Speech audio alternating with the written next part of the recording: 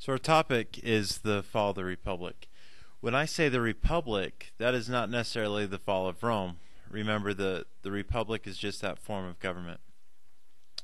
So it's not that Rome itself is falling. We'll get there later, but that its government is changing. So we're going to talk about why were some of the reasons why it changed, and who are the key players in basically weakening the Republic.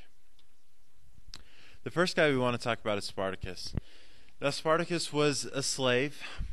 As far as his background goes, we don't know exactly.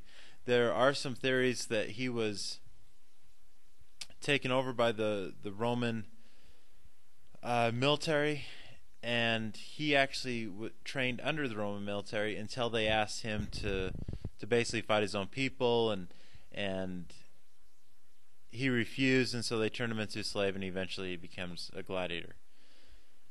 We don't really know. All that we know is that he was training to become a gladiator. Now, lots of my students ask me, well, if I was a slave, why wouldn't I just rebel? Well, there's lots of reasons why you wouldn't rebel.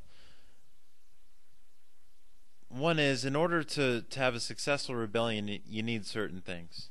One is you need training. You need weapons. And also you need a leader in order to do those things. And you need organization. Well, Spartacus just happens to get lucky here. And he launches a very successful rebellion that doesn't reach all of its goals, but comes really, really close to overthrowing all of Rome. But it all starts with him and about 70 other gladiators that were in a school just south of Rome, and they started a rebellion in the kitchen. Well, why the kitchen? There's weapons there that you can use, and so they use these weapons to basically kill everyone that was running the school, and then they free themselves. So now they're outside. What do they do next? They can't stay there, because if they stay there, basically Rome will send some people to get them. So what they do is they start moving south, and as they go south, they just keep stealing what they need. So they need food, they need weapons, and they need to increase their size. And so as they go, they free some slaves.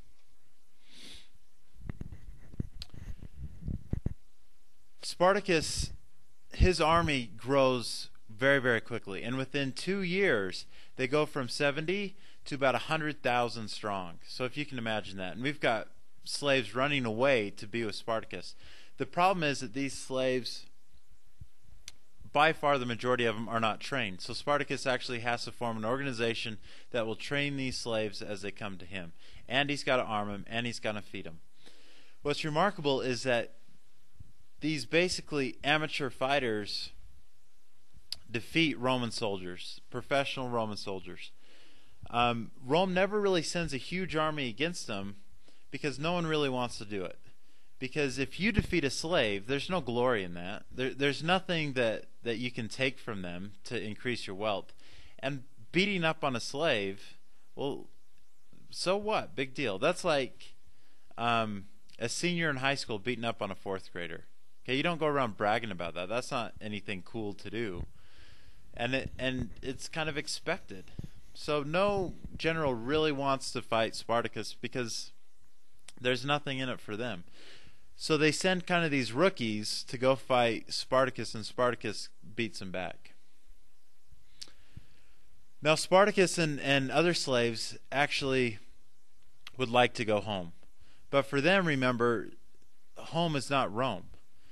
They're from conquered tribes from foreign countries, and so they actually want to leave Rome. And for Spartacus, he actually would like to cross over the Alps and basically just go home and forget Rome. The problem is he goes up to the Alps and his men won't follow him. Let me show you on this map what exactly happened. So I'm going to get a marker out here. Okay, so Spartacus's gladiator school was right about here. Okay, so they escape, they go south, and they go to Mount Vesuvius. Now, Mount Vesuvius is famous because it will explode and cover Pompeii with ash. But he comes down here for that. They defeat some Roman soldiers here. And then once they do that, they keep adding to their army, and then they move over here. Now, once they're here, Spartacus decides he's going to go north up to the Alps. There's another group that doesn't want to do that, so there's actually a split. The other leader was also a gladiator who escaped with Spartacus, and so some of them follow this other gladiator. Rome sends an army against them and defeats them, okay, and kills them. Then Spartacus attacks that Roman army and defeats them. So Spartacus still hasn't really lost, and so he keeps going north all the way up here. Again, his army keeps getting bigger and bigger and bigger and bigger until he gets to the Alps. Now, once at the Alps, he wants to cross over and go home, right? But his followers are not done fighting Rome. And so they actually convince Spartacus to turn around and to keep pillaging and keep fighting. So they do just that. And they actually go all the way south, as far south as you can go. One reason why they were doing this is they were heading towards Sicily. And Spartacus thought, well, if we could get over to Sicily, Rome doesn't have a lot of control there. We can basically do as we will. So he actually paid some pirates to ferry his army across over to Sicily. The problem is pirates aren't very reliable, right? And so the pirates don't show up. So now he's down here and he's trapped. So now what's going to happen is now Rome sends a serious army against Spartacus, 60,000 strong. And they trap him right there. So now Spartacus is here with all his army, and he's got nowhere to go, and he gets defeated. Which is interesting, because think of what would have happened if he would have made a different decision up here. If he would have left over the Alps, I doubt that Rome would have chased after him for very long.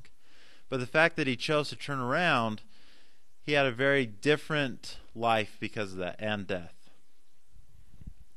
So basically what happens is that fresh Roman army defeats Spartacus and his men. Now what do you do with these slaves? Well, you can turn some of them back into slaves. A lot of them died in battle. You can sell some of them. But really, these aren't good slaves anymore. They've tasted freedom. They know how to fight. They know that they can fight well. So what happens is that about 6,000 men were actually crucified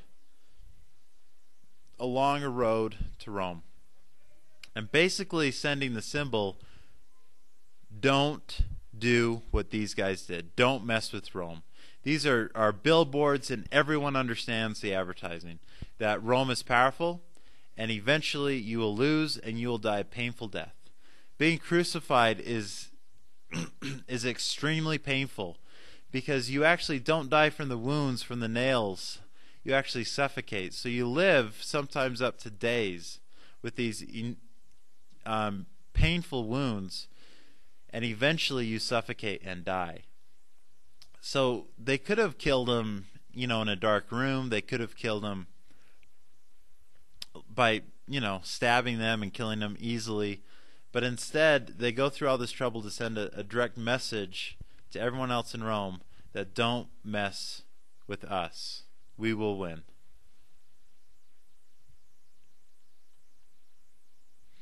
Okay, so that's Spartacus. Let's talk about the Gracchus brothers a little bit. Mostly we're going to talk about Tiberius Gracchus. The Gracchus brothers were actually Scipio's grandchildren. So remember, Scipio was the guy that defeated Hannibal in the Third Punic War.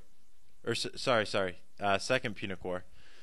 But they wanted to do something great themselves. They didn't want to just be remembered as Scipio's grandchildren.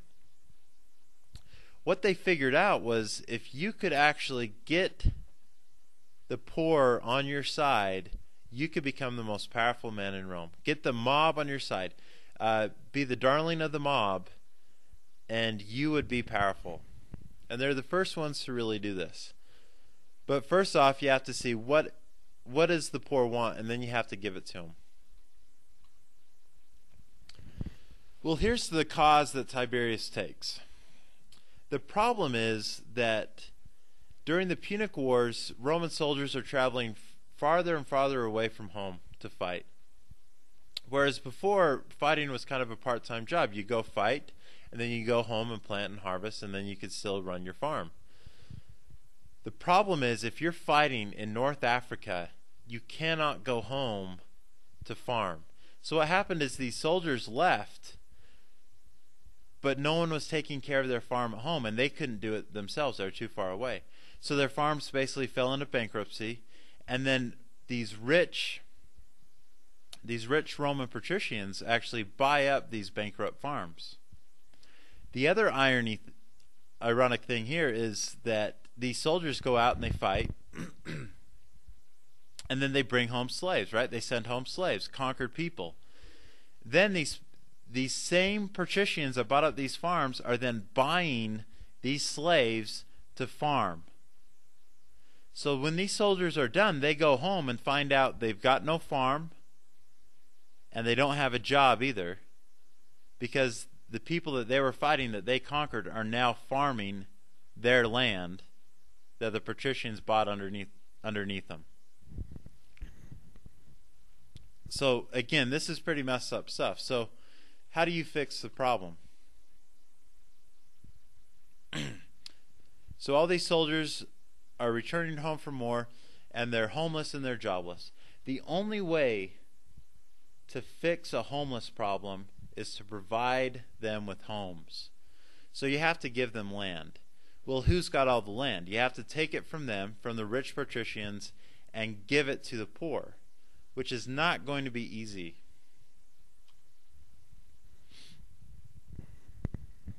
Again, that's the only solution.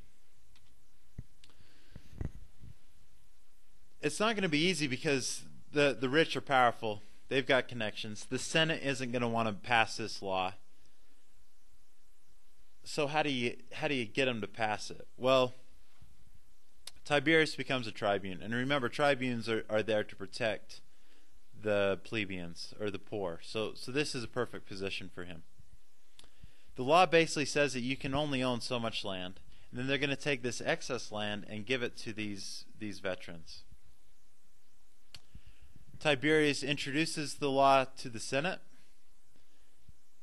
but the problem is there's other tribunes, and all the tribunes have to agree. If one tribune doesn't agree with the law, they can actually walk to the Senate floor and say the word veto, which would kill the law, and it wouldn't it wouldn't become a law. So Tiberius does something interesting here.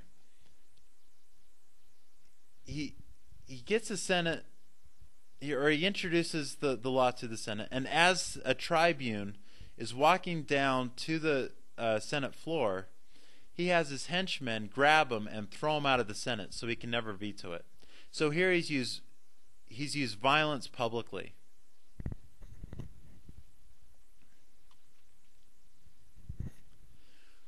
Well, the Senate becomes so upset at Tiberius that they literally pick up the chairs that they're sitting on and kill him, beat him to death. They also kill 300 of his supporters. So this is like ancient pro wrestling. This is just bizarre, right? The Land Act passes, but it's essentially ignored. The problem isn't fixed. So remember, there's Gaius' brother. So we talked about Tiberius. Now let's talk about Gaius. Basically, Gaius follows his older brother's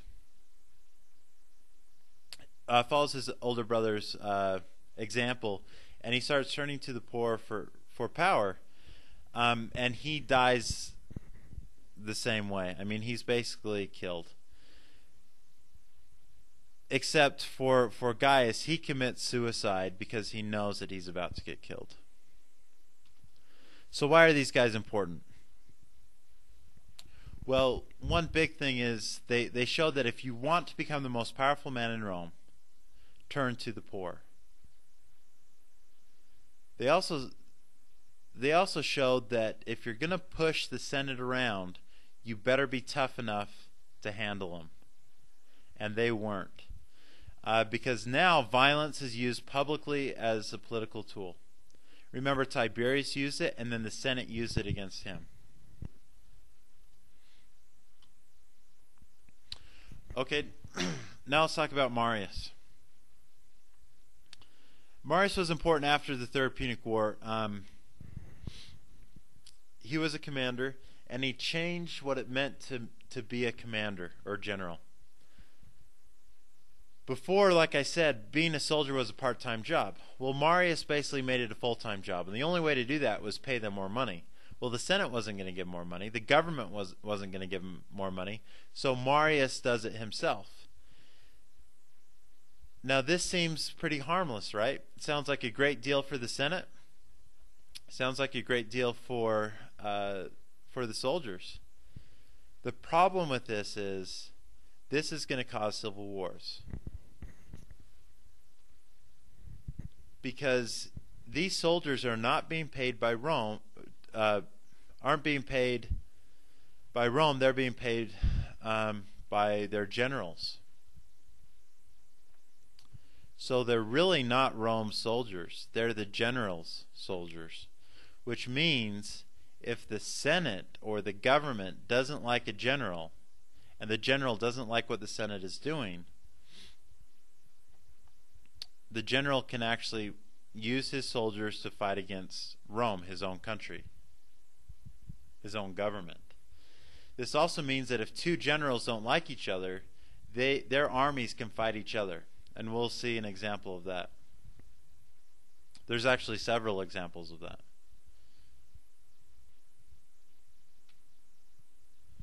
Okay, Sulla. This guy is extremely important because he really starts to kill the government, the Republic. Remember, he was given his start by Marius. So at one point they're probably friends. They became rivals, though. One thing that really caused the rift between them was that the Senate needed a commander to basically take an army to the east and to conquer some tribes, which basically would make them a lot of money. And so the Senate gave the command to Sulla. So Sulla takes the army and he starts leaving. Well, Marius uses some political tactics and he actually gets the Senate to reverse their decision. And the Senate decides to write Sulla and tell Sulla that he should come home and that Marius is going to replace him as general of that army. The problem is Sulla doesn't want to do this. Sulla feels it's unfair. He's sick and tired of the Senate, and so he refuses to do it. Well, as soon as he refuses to do that, he is now an outlaw. He's committed treason, and the punishment of treason is death. So now Sulla has some decisions to make. He can either disband his army and go home, probably be banished or killed, or he can take his army and march on Rome. And he chooses the latter. So Sulla takes his army, marches on Rome, and kills all the veterans under Marius. In fact, he kills a lot of people. And he does it in a very efficient way. What he does is he basically puts prices on their heads, which means anyone who kills his enemies will be handsomely rewarded. They'll get a lot of money for it.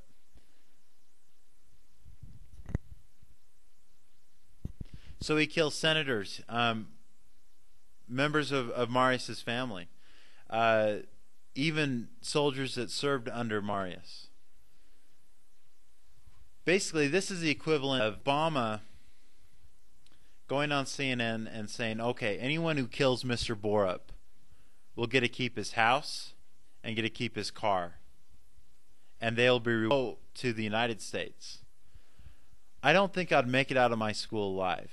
I think normally they're going to register all sorts of school children running towards me with scissors and knives. I mean, I don't think I'd live for all of a sudden people that thought they could trust those around them all of a sudden learned that they couldn't. Slaves killed their owners. Neighbors killed neighbors. Basically, all for this reward. What's interesting about Sulla is he basically keeps within the law. He does break some big laws, right? But he really sees himself as a reformer, that he's going to change the government and make it better. Each 6 months he goes back to the Senate and has the Senate renew his dictatorship. Eventually, once he thinks that he's fixed the problems, fixed the issues, he actually gives up power and he retires and he dies a peaceful death. That's important to remember because Caesar does a lot of the same things Sulla does, but he does not die a peaceful death, and we'll talk about that. Okay, last slide for this. Why is Sulla important? Well, it's the first time someone takes his army and totally takes over Rome. He won't be the last. Julius Caesar is going to be the second. Julius Caesar actually lived in Rome when this was happening. He saw and knew what Sulla was doing, and he copies a lot of what Sulla did. It's not that he liked Sulla. Sulla just showed people how to do it. And so Sulla revealed that the Senate can't push you around like they pushed the Gracchus brothers around if you're strong enough. They can't do anything against you. Okay. So on the next webcast, we'll talk about more about Julius Caesar and better understand what finally took the Republic down. But all these people had an important role in the fall of the Republic.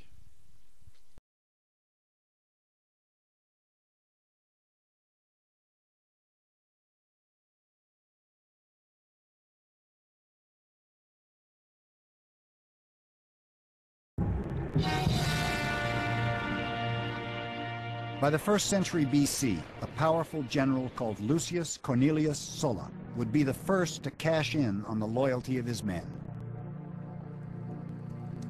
And Sulla was famous for commanding the affections of soldiers.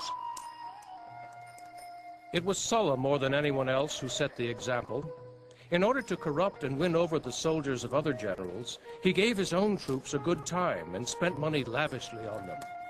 He was thus, at the same time, encouraging the evils of both treachery and of debauchery. Plutarch. In 89 BC, when the Senate ordered Sulla to hand over control of his army in southern Italy, he refused, and his troops remained fiercely devoted to it.